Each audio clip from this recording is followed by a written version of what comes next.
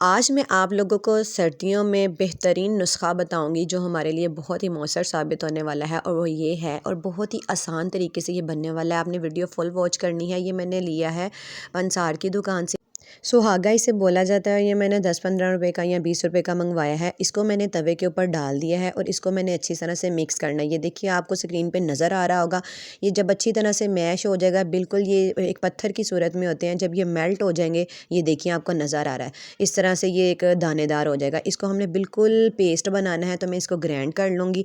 ये आपने अपने बड़ों को, बच्चों को, हर बंदा जिसको भी नज़ला ज़ुकाम, खांसी है, छाती पर बलगम है, रेशा है, हर तरह से ये उसको फ़ायदा देगा और ये बहुत ही फ़ायदा मंद साबित होने वाला है।